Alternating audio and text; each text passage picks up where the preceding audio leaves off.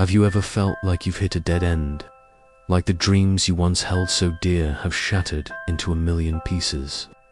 Maybe it was a business that failed, a relationship that ended, or a personal goal that just seems impossibly far away now. You look at the rubble of what was and think, this is it. It's over. I know that feeling. It's a heavy, suffocating blanket of disappointment. But today, I want to speak a truth into that heaviness, a message that I believe can change everything. God is not done with you. Life has a way of throwing curveballs we never see coming. We make plans, we work hard, we invest our hearts and souls, and then bam, something happens that knocks us completely off our feet. It's easy to look at these moments as final. It's easy to see a setback as a full stop, a period at the end of a sentence. We might even start to believe the lie that we've missed our chance, that our story is over. But what if I told you that what looks like a full stop is actually just a comma? What if that setback is not the end of your story, but a pivot point, a moment of redirection? The Bible is filled with stories of people who faced impossible situations, people who were counted out, forgotten, and left for dust. Think about Joseph, betrayed by his brothers, sold into slavery, falsely accused, and thrown into prison. From the outside, it looked like his life was a series of tragic failures. It was over, but God wasn't done with him. Every single setback was a setup for his comeback. Every closed door was leading him to the one door that mattered, the door to the palace, where he would save an entire nation. Maybe you feel like you're in a prison of your own right now, a prison of debt, of loneliness, of regret, or of a broken heart. You look around and all you see are walls. But I want you to hear this loud and clear.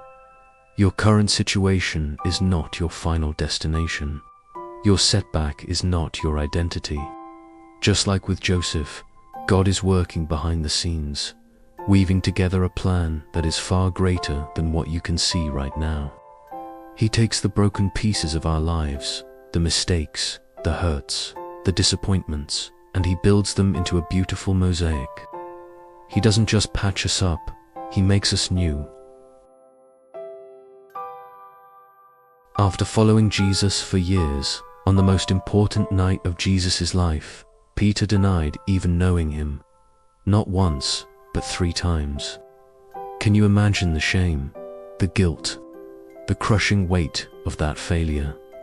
He must have thought, I am the biggest failure. I had one job, and I blew it. Jesus will never want anything to do with me again. He went back to his old life, fishing, probably convinced his calling was over. But then, on the shore, Jesus appeared. He didn't come with condemnation or an I told you so. He came with breakfast and a question. Do you love me? He restored Peter and gave him a new mission. Feed my sheep. The one who had the biggest failure became the rock on which the church was built. Your failure does not disqualify you. It qualifies you for God's grace. Your weakness is the perfect stage for His strength to be displayed. When you feel like you have nothing left, that's when you're in the perfect position to receive everything He has for you. He's not looking for perfect people. He's looking for willing hearts. He's looking for people who, despite being knocked down, are willing to look up and say, "Okay, God, I don't see the way, but I trust you." So how do we start to see hope rise again when we're surrounded by darkness? It starts with a shift in perspective. Instead of focusing on the size of your setback, start focusing on the size of your God. The same God who parted the Red Sea, the same God who shut the mouths of lions, the same God who raised Jesus from the dead is the same God who is with you in your struggle right now. The problem isn't too big for Him. It also starts with taking one small step. You don't have to have the whole journey figured out. Just take the next right step. Maybe that's getting out of bed. Maybe it's making a phone call, forgiving someone, or forgiving yourself. Maybe it's opening your Bible for the first time in a long time Every small step of faith is a victory.